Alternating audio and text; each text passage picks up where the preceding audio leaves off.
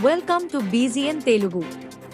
ఇవి న్యాయానికి నేరానికి మధ్య జరుగుతున్న ఎన్నికలని ఏపీ పిసిసి అధ్యక్షురాలు వైఎస్ షర్మిల అన్నారు.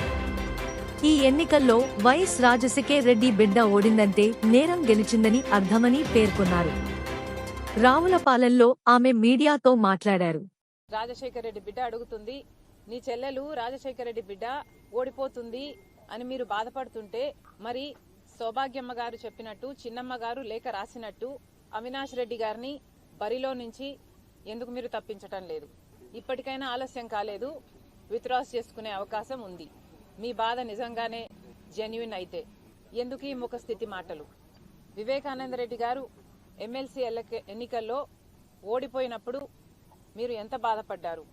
మీరు బాధపడిన మాట వాస్తవమైతే ఆ ఎమ్మెల్సీ ఎన్నికల్లో ఓడించింది భాస్కర్ రెడ్డి, మనోహర్ రెడ్డి వీళ్ళ కుటుంబాలు కాదా? మరి అలాంటి వాళ్ళనే పిలిచి మళ్ళీ మీరు ఎంపీ టికెట్ అప్పుడు ఇచ్చారు, మళ్ళీ ఇప్పుడు ఇచ్చారు. మరి ఎంత బాధపడ్డారు మీరు? నిజంగానే నేను అక్కడ ఓడిపోతాను అన్న నమ్మకమే మీకుంటే మరి ఈరోజు ఎందుకు భయపడుతున్నారు? ఎందుకు వైఎస్ కుటుంబాన్ని అంతటినీ దించి కడపలో ప్రచారం చేయిస్తున్నారు?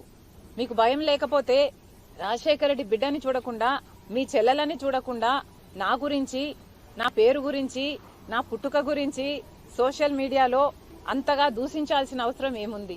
జగన్మోహన్ రెడ్డి గారికి ఓడిపోతాము అన్న భయం పట్టుకుంది కాబట్టే ఈ చర్యలన్నీ చేస్తున్నారు. కేవలం అవినాష్ రెడ్డి గారిని ఎవరైతే సిబిఐ ఛార్జ్ షీట్ లో అక్యూజ్డ్ గా చేర్చిందో, సాక్ష్యాలు ఆధారాలు చూపి అక్యూజ్డ్ గా చేర్చిందో అదే అవినాష్ రెడ్డి గారికి మళ్లీ మీరు ఎంపీ టికెట్ ఇచ్చారు కాబట్టే ఈరోజు రాజశేఖర్ రెడ్డి బిడ్డ కడప లోక్సభ స్థానం బరిలో ఉంది. కడపలో జరుగుతున్న ఈ ఎన్నికలు ఒక పక్క ధర్మానికి, ఇంకో పక్క డబ్బుకి జరుగుతున్న ఎన్నికలు. ఒక పక్క న్యాయానికి, ఇంకో పక్క నేరానికి జరుగుతున్న ఎన్నికలు. ఈ ఎన్నికల్లో రాజశేఖర్ రెడ్డి బిడ్డ ఓడిపోయింది అంటే నేరం గెలిచింది అని అర్థం.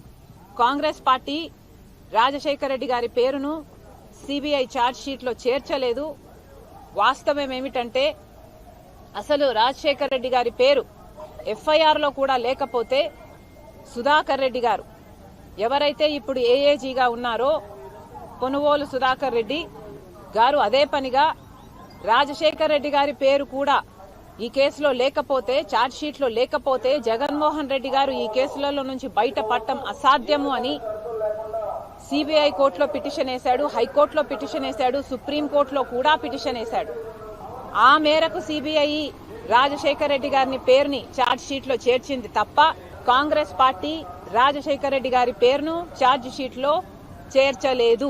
కొడుకయ్యుండి ఎంత దుర్మార్గం కాకపోతే సొంత తండ్రి పేరుని ఛార్జ్ షీట్ లో చేర్పిస్తాడు. చేర్పించిన వ్యక్తిని ఈయన ముఖ్యమంత్రి అయిన 6 రోజుల్లోనే ఏఏజీ పదవిని కట్టబెడతాడు.